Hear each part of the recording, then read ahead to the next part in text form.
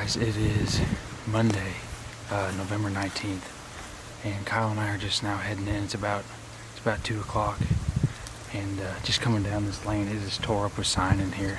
I know we're getting kind of late in the rut, late in the game, but I really like this spot. We're going to a cut cornfield. It's a big long ridge with lots of little fingers and secondary ridges running off. It's really thick, as you can see. Really good bedding habitat all around this cut corn. So I think the idea tonight is get to a vantage point where we can see. Supposed to have a west-northwest wind, which is ideal. It's straightening up right now. That feels pretty good, but get a vantage point and hopefully, I know we're kind of late in the rut, but hopefully catch a buck on the tail of a doe. I mean, judging by the sign in here, there's bucks in here. It's the first time I've been in here all year, but I'm excited. Got about 3 hours and we're just heading right up here on the top of this ridge, so let's go get set up and I don't know, maybe we'll kill something tonight.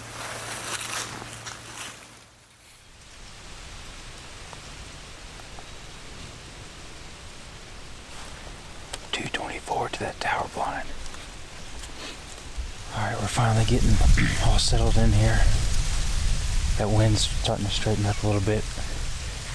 Earlier down here it was kind of more of a south, so we backed up. Now it's coming straight out of the west, which is good. Supposed to slowly turn out of the northwest, so I feel good about it. Kind of went old school, got a little cedar blind here, all brushed in, so got about 2.5 hours till dark. And then the sign coming in here was good. A lot of fresh rubs, scrapes, big tracks in this field. I'm not the only person that can hunt this particular piece, but I didn't see any boot tracks coming in, so I feel good about it. Lots of secondary ridges that fall off this main ridge of this cornfield. I'm anticipating these bucks to be bedded off here to the northeast of us. There's a couple really thick ridges that run down, so hopefully they come out between us and that tower blind. So anything inside of that, they're in trouble. Or really anything in the field, they're in trouble. So I was telling Kyle I haven't killed a deer with a rifle in probably 6 or 7 years, so I'm ready. Got her loaded up on the death grip. Feel rock solid anywhere out in this field. Now it's a waiting game. We'll sit here, try not to freeze, and hopefully a big deer comes up before dark and we'll get a crack at him. Some does coming out the far end of the field. Looks like 4 does and fawns. They're kind of running. They're acting a little spooky for some reason.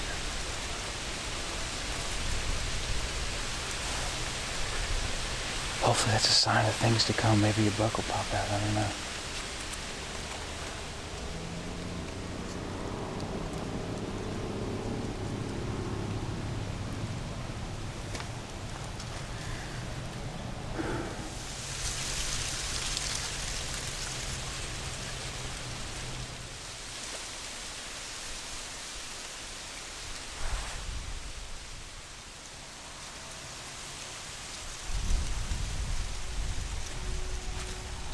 About to happen.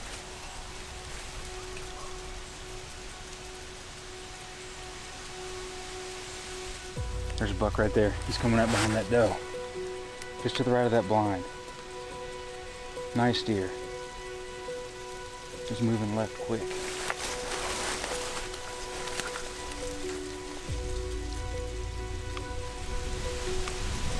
This is the back side of that ridge now. Come on, you're good. I mean, he's right by that blind right now. Got him? Huh? Let him clear this blind. Like he's directly in line with the blind right now. So whenever he clears, I'll shoot him. If you're good right there? Hold on. Let him clear this blind. I'm afraid he's gonna go down that hill though, right? Yeah, probably. Alright, I mean, hold on. How are you gonna stop him? Hopefully he stops on his own.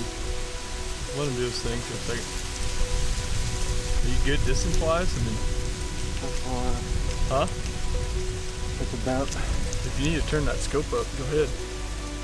Where's he, like 2 He's a nice deer. 221 to the blind.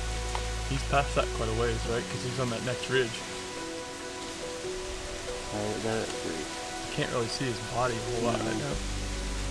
He's gonna have to clear. I mean, he's gonna have to come to the left, huh? Yeah. He's scratching his back right now.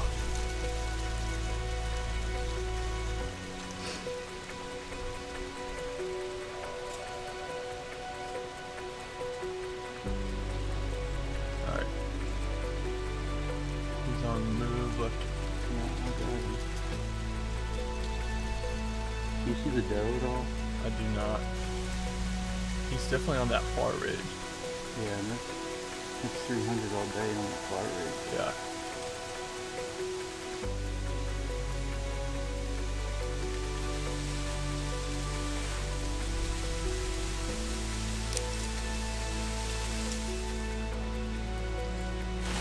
Much lower.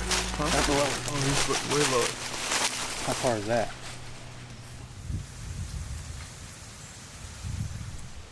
Oh, is that him right below? Yeah, yeah.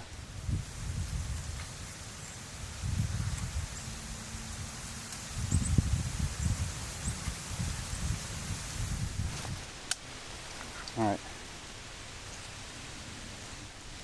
Hey! Ah! Ready? Yep. Oh yeah, Okay. buddy. Smoked him. He's gonna go down. Yep, he sure is, isn't he? He's gonna go down right there.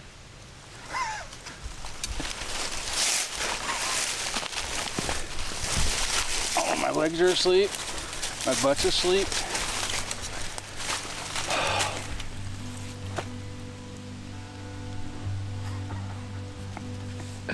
How about that? Me and Kyle were talking. We hadn't seen a deer all night. It just felt like a night where it was going to be last second. And we were talking. It was going to be, we were not going to see many deer. Last light, a big one was going to step out, and that's what happened. 350-yard shot. I held it right on him. I dialed it up. It smoked him. He's dead in the field. Nice deer. Looked like a real old 8-point. He came out closer. What was he, like 260 or something? And in the open, I was shifting, moved left so I could clear this little shingle oak right here. And when I did that, he slipped over the back edge and we lost him for probably what, 15, 20 minutes. Couldn't see him. And then his doe popped out and I got up on my knees right here and I could just see his back coming out. And I told Kyle, here he comes. And I was gonna shoot him earlier, but there was too much corn. It was like middle of his body. So I just like let him keep walking a little bit, got in the opening, and he just tipped over the back end of the field. It's gotten dark on us a little bit here, but got our stuff gathered and got to make about a 400-yard walk now down this cornfield to go get him. Here he is, guys. I mean, he didn't go far, 40, 50 yards from the shot, but he's a brute. Big body, big head, just a bruiser 8-point, man. He's got a little notch out of his ear. Man, I felt so confident tonight in this particular spot.